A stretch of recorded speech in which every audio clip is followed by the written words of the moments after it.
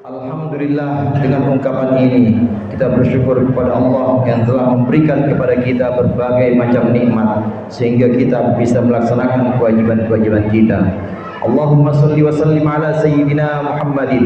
Mudah-mudahan Allah senantiasa melimpahkan salawat dan salamnya kepada junjungan kita, panutan kita Nabi Muhammad sallallahu alaihi wasallam, dan untuk keluarga dan juga sahabat-sahabatnya.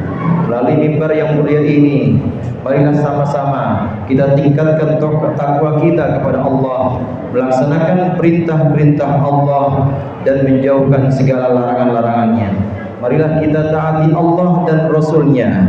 Dan di antara pesan-pesan Rasulullah SAW adalah pesan-pesan yang kita terima dari guru-guru kita, dari para ulama yang menjadi guru kita. Para ulama ini mendapat pesan dari guru-guru beliau yang juga ulama, kemudian dari guru-guru sebelumnya, dan demikian sanadnya tersambung terus hingga kepada para sahabat yang merupakan murid langsung Rasulullah SAW. Hadirin jamaah rahimakumullah, di antara para sahabat ada yang sekaligus berperan sebagai alim dan sekaligus berperan sebagai amir. Di antara 4 khulafaur rasyidin ini adalah sekaligus ulama dan juga umar. Namun di antara para sahabat ada juga hanya yang sekedar alim, hanya sekedar ulama. Inilah kalangan para sahabat yang disebut dengan ulama us-sahabah.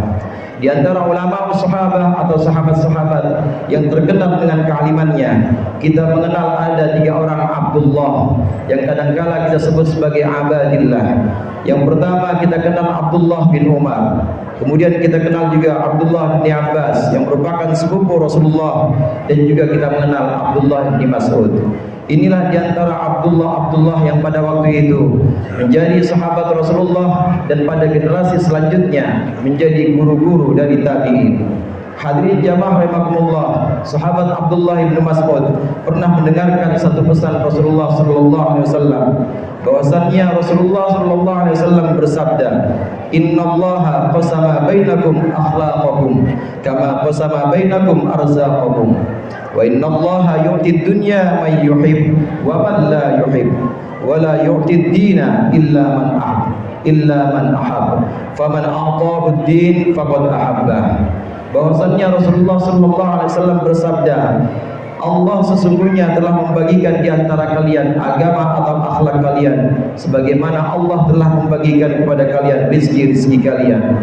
Dan sesungguhnya Allah memberikan dunia untuk orang yang Allah cintai maupun orang yang tidak Allah cintai. Dan tidaklah Allah memberikan agama kecuali kepada orang yang Allah cintai. Barang siapa yang diberikan oleh Allah agama, maka sesungguhnya Allah telah mencintainya. Hadirin jamaah rahimakumullah, dari hadis ini ada beberapa pelajaran yang bisa kita ambil. Yang pertama yakni akhlak. Akhlak yang kadang-kala kita sebut sebagai agama ini terbagi menjadi amal wal ahwal, terjadi menjadi perbuatan-perbuatan zahir maupun perbuatan-perbuatan batin.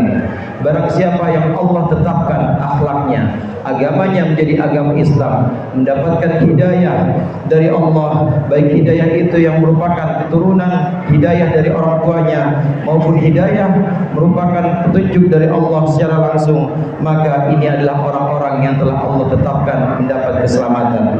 Inilah takdir Allah, inilah pembagian Allah yang berupa akhlak atau berupa agama. Kemudian yang kedua, sebagaimana akhlak, Allah juga telah menetapkan kepada kita, menetapkan kepada makhluk-makhluknya rizki, dan ini sudah Allah tetapkan sejak di alam azali, sejak di lauhul mahfuz.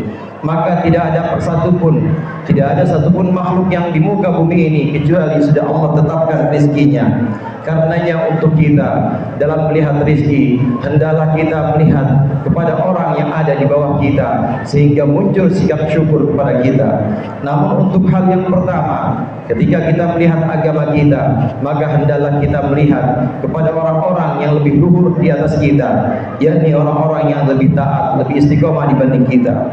Hadirin jamaah rahimakumullah, karena rezeki ini sudah dijamin oleh Allah, maka hendaknya kita tidak usah khawatir.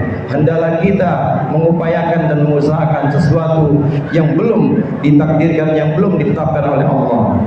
yang belum ditetapkan oleh Allah adalah keselamatan kita. Karenanya ada baiknya apabila kita lebih mengupayakan keselamatan kita di dunia maupun di akhirat ini dengan mempelajari agama, dengan memperbaiki akhlak.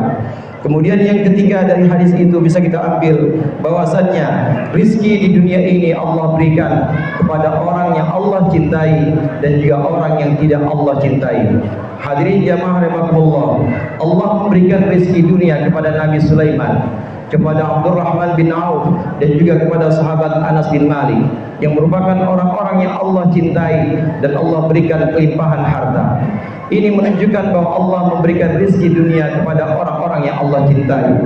Namun jangan lupa juga bahwasannya Allah juga memberikan rizki kepada Fir'aun, memberikan rizki kepada Haman, kepada Qarun dan kepada Abu Jahal berupa kekayaan yang melimpah. Ini menunjukkan bahwasannya rizki di dunia ini bukanlah apa-apa di sisi Allah. Dan yang lebih utama adalah yang keempat, bahwasannya yang lebih utama dibandingkan rizki adalah agama. Allah hanya memberikan agama kepada orang-orang yang Allah cintai. Kalau rizki dunia ini sudah Allah jamin dan Allah berikan kepada siapapun, baik orang yang ingkar kepada Allah maupun orang yang taat kepada Allah, akan Allah berikan rizki. Namun agama, akhlak hanya akan Allah berikan kepada orang-orang yang Allah cintai.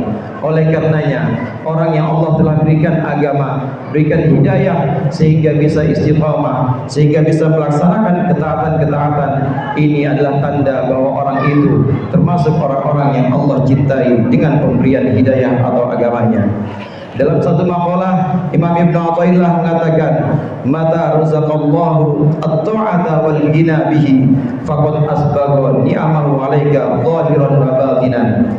Apabila Allah memberikan kepada kita kemampuan untuk taat atau melaksanakan ibadah, serta memberikan kepada kita sikap cukup hanya kepada Allah, bukan bersandar kepada selain Allah, maka pemberian ini berarti Allah telah memberikan nikmat-nikmatnya yang sangat banyak dan sempurna, nikmat zahir maupun nikmat batin. Mudah-mudahan kita bisa senantiasa taat kepada Allah dan senantiasa kita bersikap hanya butuh kepada Allah saja, bukan kepada yang lain. A'udzu billahi minasyaitonir rajim. Bismillahirrahmanirrahim. Innallaha yudkhilul ladzina amanu wa 'amilus solihati jannatin tajri min tahtihal anhar wal ladzina kafaru yatamatta'una wa ya'kuluna kama ta'kulul an'am wan nar mathwal lahum. Sesungguhnya Allah akan memasukkan orang-orang yang beriman dan beramal soleh ke dalam surga yang di bawahnya mengalir sungai-sungai. Sedangkan orang-orang yang kufur kepada Allah, mereka menikmati dunia ini dan makan di dunia ini sebagaimana makannya binatang ternak, sedangkan nanti tempat mereka adalah neraka.